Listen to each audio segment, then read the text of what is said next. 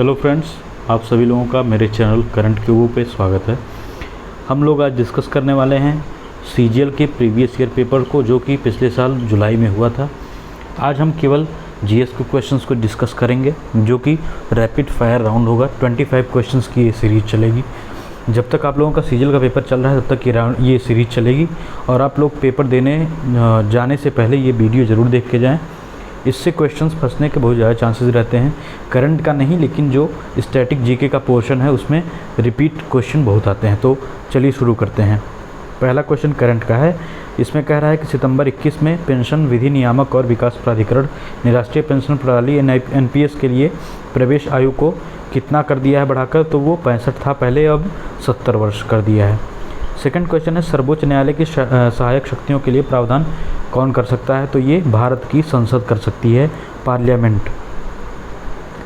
Next question है, आर्यों की प्रमुख सामाजिक इकाई को हम क्या कहते थे। तो उसे हम जन कहते थे। अरोड़ा साईराम, टीएम कृष्णा और गायत्री गिरीश किस संगीत रूप से जुड़े हुए हैं। तो घराना और संगीत से बहुत क्वेश्चन आते हैं, तो इसको भी आप लोग ध्यान से पढ़ लीजिएगा। और घराने से संबंधित वीडियो हमारे चैनल पर पड़े होंगे, वो भी देख लीजिएगा आप। तो कर्नाटक संगीत से ये लोग आते हैं, ठीक है। विच ऑफ द फॉलोइंग, मतलब इनमें से कौन सा बैंक जो है वो पब्लिक सेक्टर बैंक में नहीं आता। तो बंधन बैंक जो है वो आपका प्राइवेट सेक्टर में आता है, बाकी सारे आपके पब्लिक सेक्टर बैंक में हैं। 19वीं शताब्दी की शुरुआत में किसने यह प्रमाणित किया कि 14 आकाशीय जालक यानी लेटिस या अंतरिक्ष में बिंदुओं की नियमित पुनरावर्तक व्यवस्थाएं हैं जो समरूपता और ज्यामिति में भिन्न होते हैं। तो ये अगस्टे ब्रावाइस ने किया था। निम्नलिखित में से भारत की सबसे बड़ी झील का नाम क्या है। वेम्बनाड झील, ठीक है। ध्यान दीजिएगा, यहाँ भारत की पूछा गया है, ना कि विश्व का। नेक्स्ट क्वेश्चन है, 2021 में किस वित्तीय संस्थान ने रियायती ब्याज दरों पर 1 करोड़ तक की वित्तीय सहायता के साथ सामाजिक प्रभाव ऋण कार्यक्रम के संचालन के लिए GIPL यानी गूगल इंडिया प्राइवेट लिमिटेड के साथ साझेदारी की। तो सिडबी।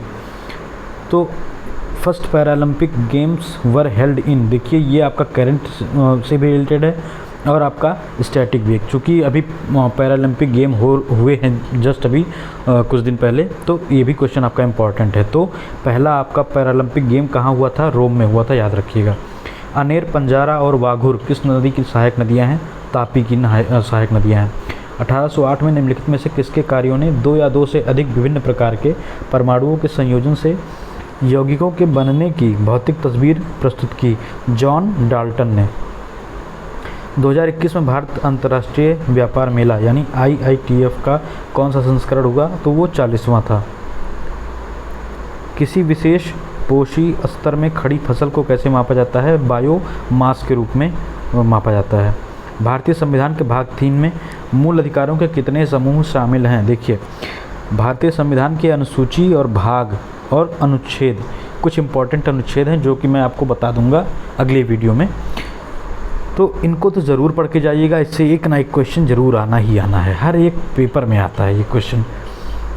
SSC के पेपर में स्टेनोग्राफर का हो गया, CGL का हो गया, CHSL का हो गया, तो ये जो है पेपर में आना ही आना है।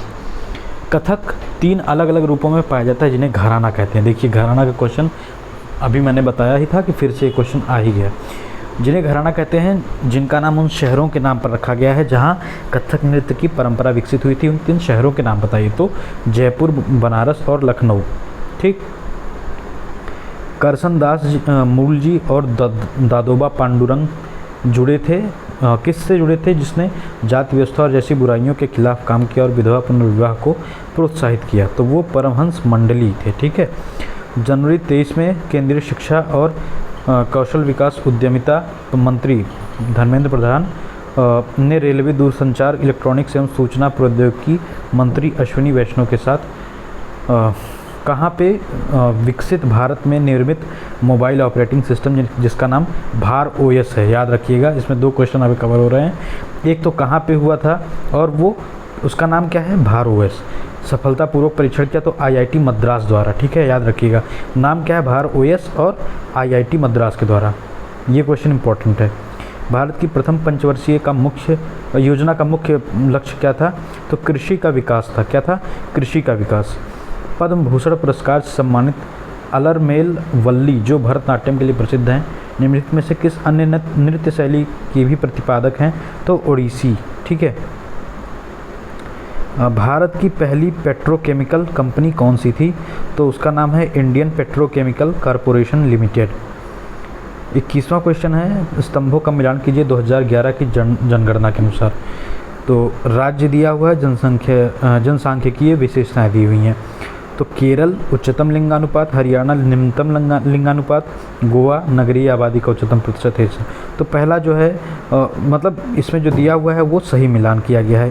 पहले का उच्चतम लिंगानुपात, हरियाणा का निम्नतम है और गोवा में नगरीय आबादी का उच्चतम प्रतिशत हिस्सा है। ठीक।